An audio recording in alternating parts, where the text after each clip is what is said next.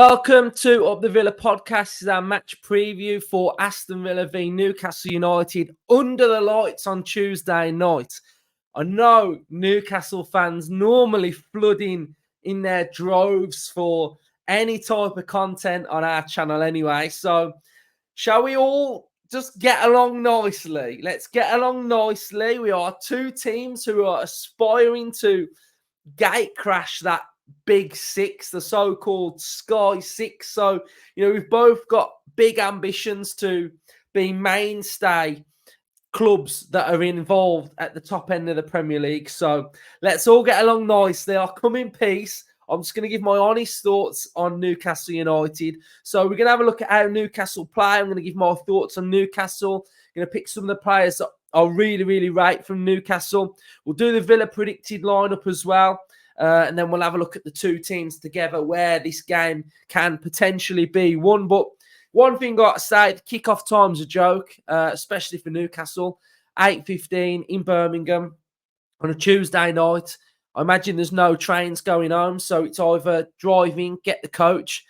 And it's just not good, is it? It's not good for the football fans. And I think we're all starting to see that the Premier League audience isn't really for the fans that are in this country. It's for overseas. And when TNT and especially Prime get their hands on some of the fixtures, the times aren't that great either. So I feel for fans having to drive that late. It's not good for football really. And I think if Villa we were driving to Newcastle, we'd be saying exactly the same thing. So shout out to all the Newcastle fans that are going to be coming on a Tuesday night. So yeah, big game for Villa. We've had 2 0-0s in our last 2 games. So clean sheets, defending really well. Scoring goals is dried up a little bit. So hopefully we can start finding the back of the net soon. Performance was good against Chelsea. I thought we grew into the game really well. And it's a big end to the season for Villa. We're still going great guns in most competitions. FA Cup, we've got a replay against Chelsea at home. Potentially Leeds or Plymouth, then you're into the quarterfinals. So, big opportunity for Villa in the FA Cup, really. Europa Conference League going really well in that, and Premier League sitting 4th in the Premier League with the opportunity. If we hold it together and get a bit of momentum, get some form, we can really end the season well. I still think we're now going to be embarking on a bit of a purple patch eventually. I think we will go on a bit of a run and put something together where it does just get us over the line. So plenty of stuff to look forward to as a Villa fan. Newcastle United season has been a little bit indifferent. They were rewarded for having a great season last season with getting into the Champions League, and they had a really good campaign. They were really competitive. I thought they were unlucky, especially against AC Milan in the first game. PSG, really, really unlucky.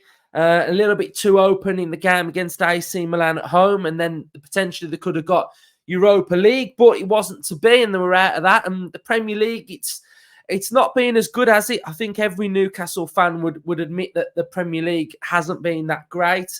If you look at some of the stats from this season compared to last season, they conceded 33 goals all season. So far, they've conceded 32 this season.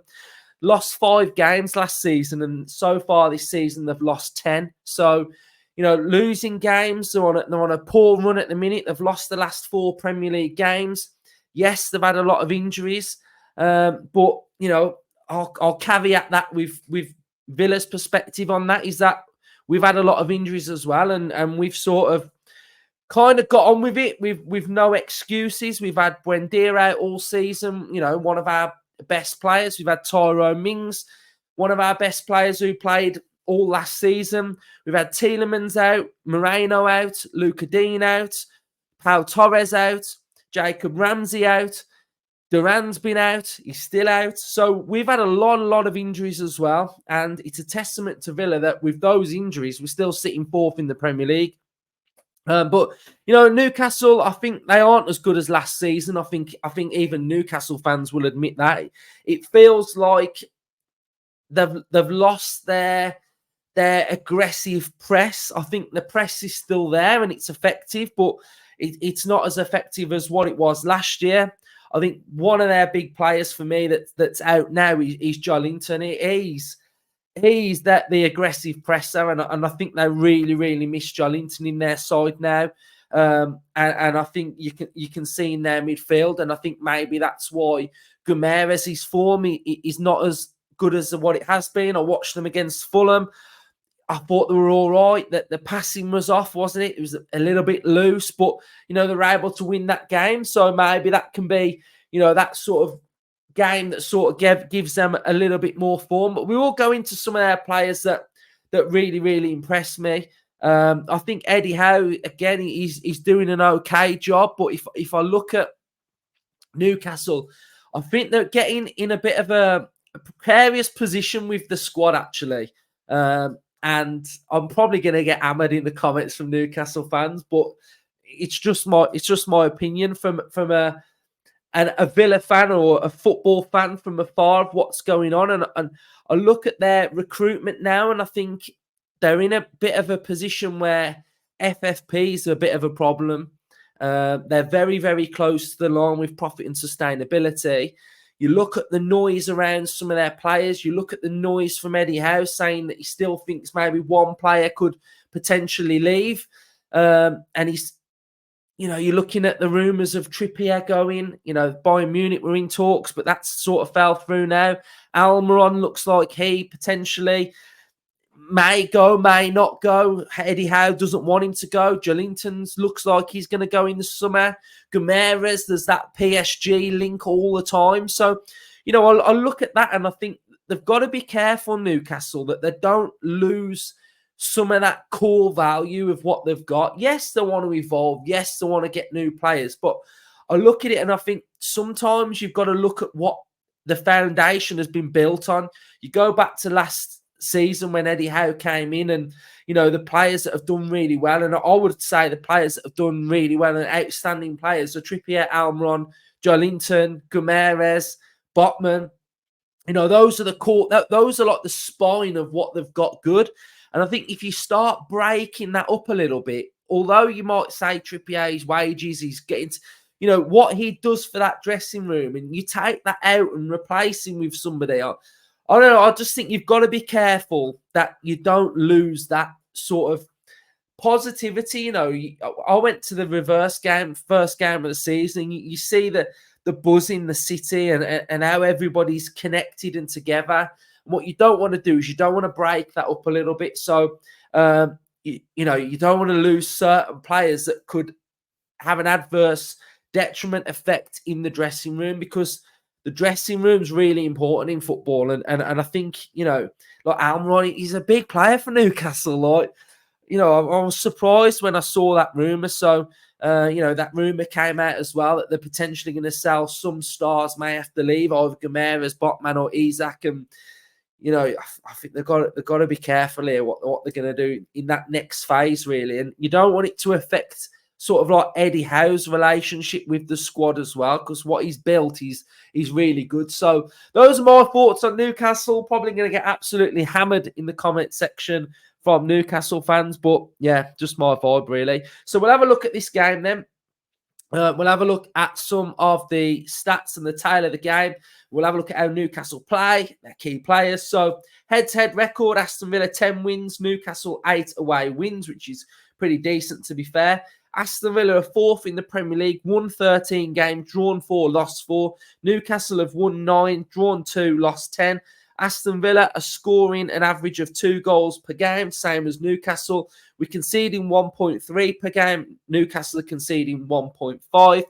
Aston Villa's form, draw 1, lost, drew and 1.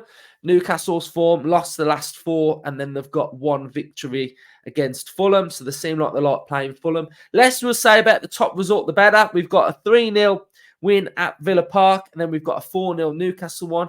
And I think it just shows, doesn't it, that when you're looking at, that opening result, and it was grim driving home from Newcastle that day, but it just shows how, on the opening day, anything can happen. And, when Fergie said he was impressed with Villa the most on the opening weekend, he was kind of true, because we played all right in that game, to be fair, for decent spells. And then towards the end, we just absolutely had a mare and lost it, really. The two team styles, you can see Newcastle United slow and intricate. They are averaging a couple of more passes than Aston Villa in each sequence, but they are a little bit slower than Aston Villa in their play. Aston Villa are still sitting quite close to that middle as well, which is, showcases that we can be a little bit more direct. We can be a little bit faster as well. So here's that graphic for you as well. We've got the Aston Villa play style. So you can see here that Aston Villa are comfortable in the blue. Contested areas are the grey, and then the red areas are where the opposition get more joy against Aston Villa. You can see here Newcastle United. Again, the blue is where Newcastle United are more comfortable with the ball. The contested areas are the grey, and the red are where the opposition have more of the ball against Newcastle United. So you can kind of see that Newcastle are happy to the halfway line. Villa are happy to the halfway line. So what we're going to get in this game is a midfield battle. So who wins that middle battle? Hopefully, Aston Villa. That's where we will win this game, and that's where I see this game being won. This is how Newcastle lined up against Fulham in the FA Cup. You can see it's a 4-3-3. Gordon and Murphy either side of Isak, Guimaraes, singular in the middle with Longstaff and Miley. You've got Kieran Trippier, Shah, Botman, and Dan Burn and Dubravka in goal. And here you can see the average positions from the game against Fulham. So again, you can see that 4-3-3 shape there. You can see Trippier just dropping into midfield a little bit, going a little bit more central, and sort of giving a little bit of protection to Guimaraes. Right, one player who I absolutely think is outstanding is Isak. I would say outside of Villa and outside of Man City, he's the best striker in the Premier League. Isak is unbelievable. Absolutely unbelievable. His touch is great. His vision is great. His finishing is fantastic. But the one thing that I will say about him as well is when that ball's at his foot, the game slows down. The game slows down, and he's so in control of the ball. He's able to manipulate the ball, and the ball can just be rolling, and he's just jinking and moving, and he's absolutely fantastic. And I first spotted Isak in the Euros for Sweden, where I thought he was unbelievable. And yeah, I just think he's doing so well this season. Played 16 games, started 13, scored 10 goals. He's absolutely brilliant, and he leads the line so well for Newcastle. And he's going to be one player that Aston Villa have really got to watch out for. So Isak, brilliant player, always looks a threat. And he's definitely, for me, Newcastle's best player by a country mile. Here you can see the average positions and the passing network. This was against Manchester City. So you can see the big network going into Guimaraes, Botman into Guimaraes, Trippier into Guimaraes. And he's the linchpin in this side. So if you can combat Guimaraes, and imagine it will be a Brazil v Brazil lineup of Guimaraes v Douglas Luiz. That's going to be the battle for me. I think you'll see Luiz and Guimaraes onto each other all game, really. So really looking forward to seeing how that develops. You've got Gordon always offering a threat out wide, and Almiron, again, this was against Man City. Against Liverpool, it wasn't so together. It wasn't so organised. It was a little bit all over the place. This was the game where Liverpool had an XG of, about 7? And yeah, Newcastle were really poor in this game. So yeah, Guimaraes. Really want to touch on Guimaraes a little bit. I do see Newcastle fans sort of saying that he's not as good and he's not performing as good, but he's a really big player for him. He scored 1 goal and got 3 assists. I think when I'm seeing him at the minute, he's not sort of getting forward as much. I don't think. If I have a little look here at you can see his heat map this season. He's stuck inside his own half a little bit. And I think that's partly to do with why I don't think this season he's as effective. I think he's a little bit deeper. As you can see here against Manchester City, how deep he was in this game. He wasn't getting forward enough, wasn't crossing the halfway line enough. And then that leads me on to, because I remember last season how there was this sort of like Guimaraes, Douglas Luiz battle. And I think so far this season, I think Douglas Luiz is the better player out of the two. I think you can see, you know, in the numbers, both played 20 games. Luiz has got 6 goals and 3 assists. His passing accuracy's, you know, brilliant from Douglas Luiz, 89%. You've got 87% from Guimaraes. So they're both two wonderfully gifted players in Guimaraes and Douglas Luiz. But I do think Luiz is having a better season than Guimaraes this season. So it's really going to be interesting to see that battle in this game of Brazilian swagger, which one comes out on top. And yeah, it's gonna be a fascinating battle. And battles win games, don't they? You know, you want to see, you know, the best players up against each other. And I think that Luiz and Guimaraes battle is going to be absolutely fascinating. So yeah, that's all of the stats from this game. So what we're going to do now is we're going to have a little look on the tactical pad of how Newcastle play. What have Aston Villa got to watch out for? So here we go then. So tactical pad, this is how I expect potentially Newcastle to line up.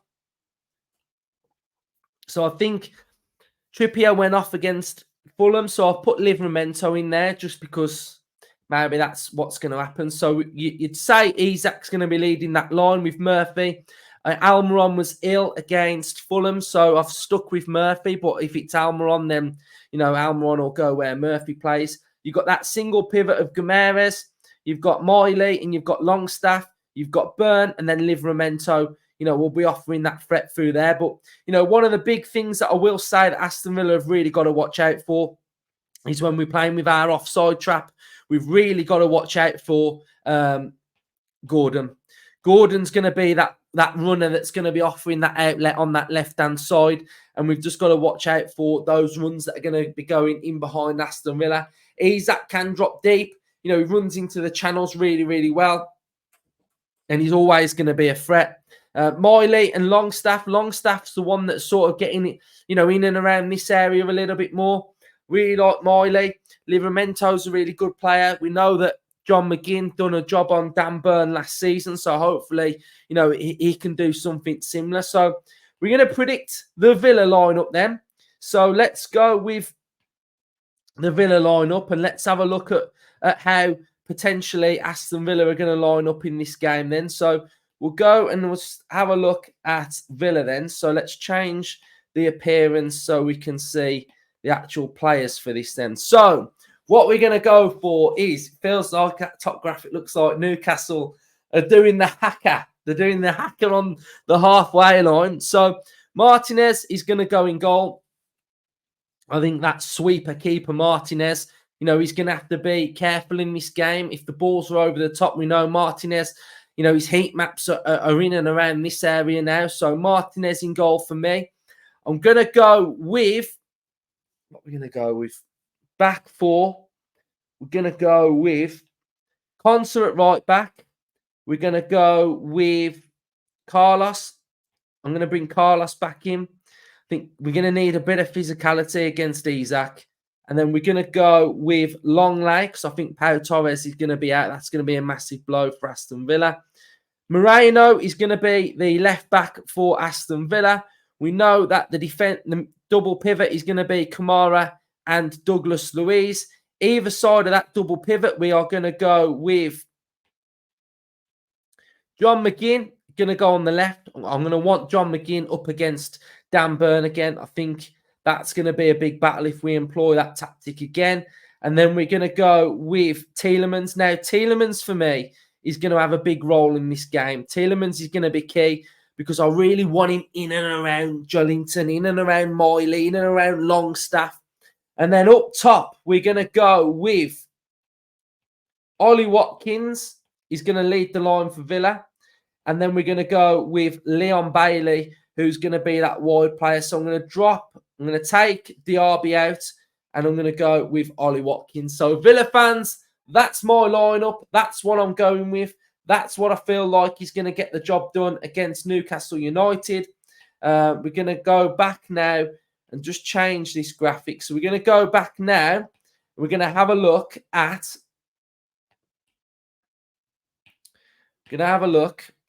the battle on field. On field battle now. Ollie Watkins up top. John McGinn in this area here. Douglas Luiz. We're going to have Konsa. We're going to have our defence looking how it normally looks like. We're going to have Bailey out here. Kamara. So for me, where's this game going to be won? It is going to be won precisely in this area here.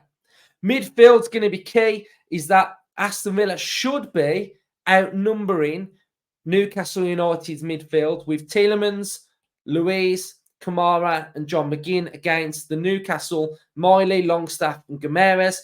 We know that Gordon's going to be a big threat on that left-hand side, but one of the best defenders in the Premier League 1v1 is Konsa, so that's why I'm putting Konsa out there. We know Moreno is going to be up and down this wing as well, and the important role is McGinn, Bailey up against Byrne. I think those two can be key on that right-hand side. Villa have really got to be careful if we are in our normal shape with everybody camping in. We know Aston Villa are going to get a lot of possession, a lot of the ball. The one thing that we've really got to look out for, is this area here now. So when you're sort of seeing that, Gomes with a ball over the top to Gordon running on, those balls into those channels through there, the balls into that area there. So the offside trap from Villa has got to be very good. It's got to be sharp. It's got to be honest, and it's got to be working well. But to caveat that, the midfield has got to be pressing. So we've got to make sure that we are pressing. We've got to make sure that we are doing our jobs in central midfield. And I do think we might see a return of the little diamond as well. So the little diamond in midfield, something with Luiz spearheading that diamond, could be working when Newcastle are trying to play out from the back as well. So it's going to be an exciting game. It's going to be a good game. Two teams that are, striving to be at that top end of the Premier League. And I'm just looking forward to it, really. I'm looking forward to having Villa back. So, yeah, score prediction from this game then. I think Villa are going to win, and I think it's going to be 3-1. I think we're going to get back to winning ways. I think the goals are going to start coming back. I think we're going to create numerous amounts of chances, and I think we are just going to be too strong for Newcastle United at home. So, we are going to have fan cams. Fan cams are going to be back for this game as well. So, usual spot after the game, more the merrier. Anybody wants to come, we'll be doing fan cams. So hopefully you've enjoyed this content. Newcastle fans, hopefully you've enjoyed it a little bit as well. So yeah, if you have enjoyed it, make sure you are hitting a like. Comment your thoughts in the comment section down below. And subscribe to the channel if you are new as well. Up the Villa.